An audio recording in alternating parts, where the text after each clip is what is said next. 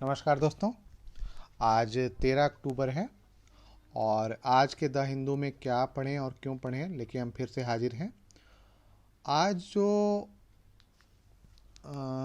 सबसे पहली न्यूज है वो है inflation accelerate to 7.41% highest since April, है ना। अप्रैल के बाद जो है सबसे ज़्यादा महंगाई दर है ना। और उस महंगाई दर के कारण जो चिंताएं होंगी, आपको पता है कि हम विश्व है वो मंदी की चपेट में आने की बात कर रहा है। कर आईएमएफ ने विकास दर घटा दी है। तो इस तरीके से हर लेवल पे हमें कहीं ना कहीं उछाल देखने को मिल रहा है, कीमतें ऊंची हो रही हैं। आपको ये पता है कि इन्फ्लेशन का मतलब होता है महंगाई बढ़ जाना। महंगाई बढ़ जाने का मतलब, इसको हिंदी में मुद्रास्फीति कहते हैं। मुद्रास्फीति का मतलब होता है चीज़ों के दामों में वृद्धि होना। सामान्य भाषा में बता रहा हूँ, इन्फ्लेशन की परिभाषा अलग से है। तो इसका मतलब है सामान्य जीवन की चीज़ों में महंगाई बढ़ जाना। यदि चीज़ें महंगी होती हैं तो इससे क्या होता है कि हमारे खरीदने के जैसे हमारी जो क्षमता है उसमें कमी आती है। मान लीजिए जैसे ऐसे समझ सकते हैं कि हम 40 रुपये में 1 किलो चीनी खरीद रहे थे, अब वो 60 रुपये किलो हो गया है, तो हम कितनी चीनी खरीद पाएंगे, है ना।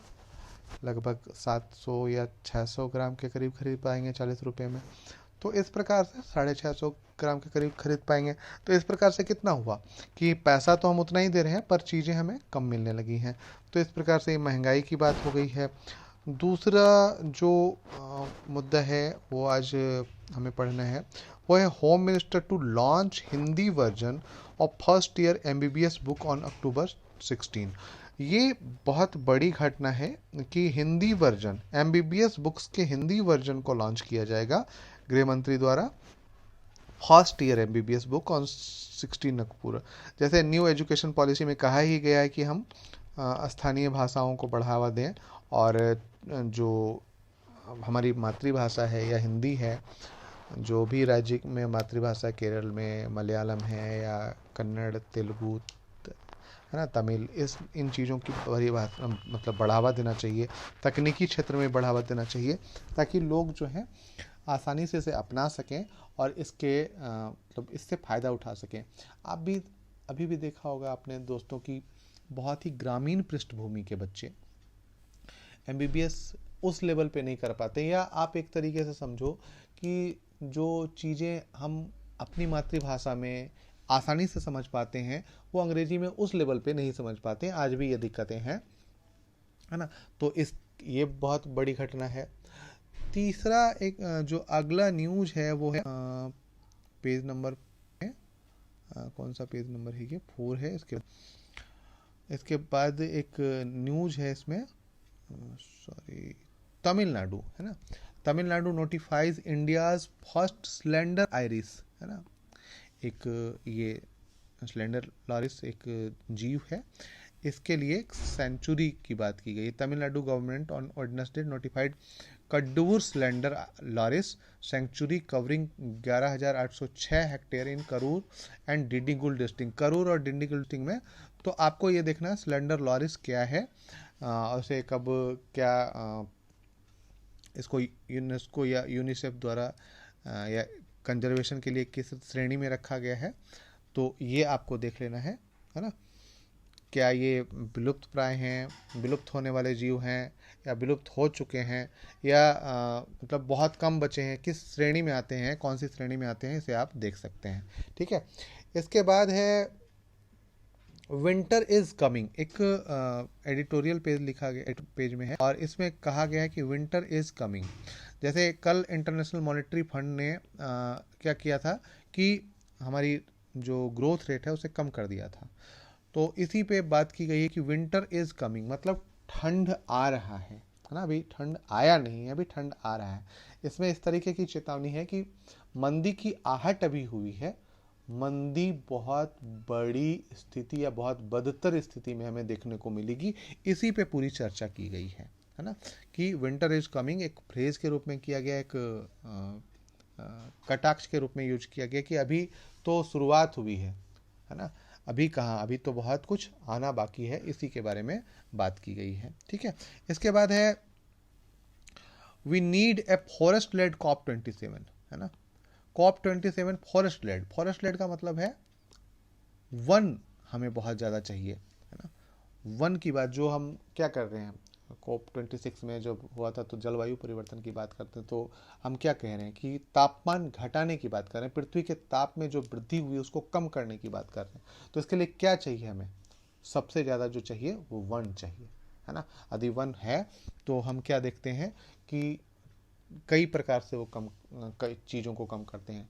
वायु प्रदूषण कम करते हैं, है ना, जो एयर पॉल्यूशन है वो कम करते हैं, नॉइज पॉल्यूशन कम करते हैं, वर्षा जल संग्रहण करते हैं, वर्षा की मात्रा बढ़ा देते हैं, है ना।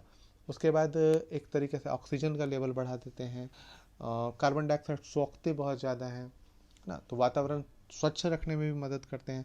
तो इस प्रकार से इन्होंने कहा है कि हमें क्या चाहिए, फॉरेस्ट लेड COP26 जो नवंबर में होने वाला है, ये COP27 जो हर साल होता है, कॉन्फ्रेंस ऑफ पार्टीज 27 जो होने वाला है, उसमें हमें क्या चाहिए, फॉरेस्ट लेड। तो इसे आप पढ़िए, ठीक है, मैंने बता दिया है लगभग कि क्या है इसमें।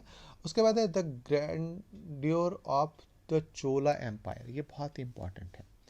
चोला एम्पायर पे भी हम लोगों ने चर्चा किया था कि राजराज चोल आखिर हिंदू हैं या नहीं है, इस पर एक चर्चा चली थी। तो चोल एम्पायर पे पूरा का पूरा मामला है। तो इसे आप longest ruling dynasty in south India, लगभग 400 सालों तक इन्होंने राज किया है। तो आप इसे अच्छे से पढ़िए, क्योंकि एक मूवी आई है उसी पे बहुत सारे विवाद हुए हैं, तो यह उभर के आया है। अब यहाँ पे प्रारंभिक परीक्षा में, प्री में और मेंस में ये इम्पोर्टेंट हो जाएगा। आर्ट एंड कल्चर में इम्पोर्टेंट हो जाएगा, है ना। एंशियंट इंडिया में इम्पोर्टेंट हो जाएगा, यहाँ पे भी आर्ट एंड कल्चर से पूछ सकता है। और एंशियंट इंडिया से इनके राजनीतिक, आर्थिक, सामाजिक, है ना, और नौसैनिक, नौसेना में बहुत मजबूत थे, तो उस तरीके के क्षेत्र से इन्हें पूछ सकता है। तो आप इसके बहाने चोला एम्पायर को फिर से रिवाइज कर लीजिए। और यदि आप नया शुरू कर रहे हैं, अभी पढ़ना शुरू कर रहे हैं, तो आप चोला एम्पायर को सीधे सीधे ढूंढ के पढ़िए। प्राचीन भारत में आपको मिलेगा, आप उसे ढूंढिए। और चोला एम्पायर, मैं पूरा नहीं पढ़ने को बोल रहा हूँ, चोल साम्राज्य को अच्छे से पढ़ डालिए। जितने भी क्षेत्र होंगे जहाँ से भी आपको चोल साम्राज्य दिख रहा होगा वो सब पढ़ डालिए, है ना। साथ ही इस आर्टिकल को भी पढ़ लीजिए। इसके बाद क्या है, after inspection government stops Maiden pharma unit from making drugs, है ना। तो ये मामला क्या है कि हम लोगों ने देखा भी है कि गाम्बिया में क्या हुआ कि जो कुछ बच्चे थे, और जो उन बच्चों की मृत्यु हो गई। क्यों मृत्यु हो गई, क्योंकि मैडन फार्मा नामक एक दवा कंपनी है, और उन्होंने कुछ दवाएं बनाई थी, और उनकी 4 दवाओं के सेवन से 66 बच्चों की मौत हो गई है। उसी पे बात की गई है। The central drug standard control organisation and the Haryana state drug control have ordered that all manufacturing activity and Madden Pharmaceutical in Sonipat be stopped on grounds of deficiencies found following an inspection of the company's facilities, a senior health minister official said। तो WHO ने कहा था कि ये चीज़ें हुई हैं, और उसके बाद इस तरीके से बंद कर दी गई हैं। तो ये एक बड़ी न्यूज़ है, और बहुत चिंता की बात है कि इस तरीके से यदि कोई दवाई बनाता है और उससे बच्चों की मृत्यु हो जाती है, तो ये काफ़ी चिंताजनक है। हमें इतनी सख्त रखनी चाहिए इसकी निगरानी, या इसके जो सैंपल्स हैं या कि जो जांच प्रक्रिया है वो इतनी सख्ती से गुजरनी चाहिए कि ऐसी घटनाएं ना हो। तो इसके लिए यहाँ पे किया गया है। इसके बाद है a day to explore bare necessities page, है ना, पेज 14 में है। ये पेज नंबर 14 में ही है, सॉरी यहाँ पे ही है, पेज नंबर 14 में। ये day to explore bare necessities, है ना, वर्ल्ड स्लॉथ बियर डे मनाया गया है।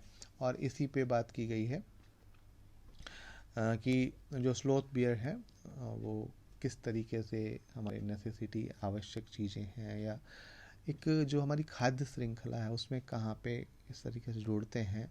The sloth bear is endemic to the Indian subcontinent with small population in Nepal and Sri Lanka। आपने देखा होगा कि भालू जो है अब बहुत ही कम मात्रा में पाए जाने लगे हैं, है ना, नहीं रह गए हैं, बहुत कम ही रह गए हैं। तो इसी के बारे में बात की गई है, तो इसे आप पढ़ लीजिए, है ना। और इसके बाद है August industrial production shrinks 0.8%, inflation drag. जो inflation August industrial production shrink जो है 0.8% हुआ है और इन्फ्लेशन के कारण ये थोड़ा कमज़ोर रहा है, इसी के बारे में। Industrial output contracted 0.8% August following the 2.2% growth recorded in the preceding month, with both manufacturing and mining sectors report lower output than a year earlier, with overall factory production shrank 2.3% July. मतलब सीधी सी बात है कि आपको ये ध्यान रखना होगा कि जब मंदी आती है तो हर क्षेत्र जो है धीरे धीरे कमज़ोर प्रदर्शन करता है, और इसी क्रम में ये प्रदर्शन हुए हैं। ठीक है, आज के लिए इतना ही है दोस्तों, फिर कल मिलते हैं, धन्यवाद।